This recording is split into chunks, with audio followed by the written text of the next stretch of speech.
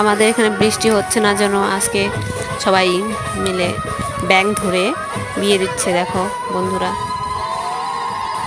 সবাই বলে ব্যাঙ ধরে বিয়ে দিলে নাকি বৃষ্টি হয়। তো দেখা যাক কি হয়।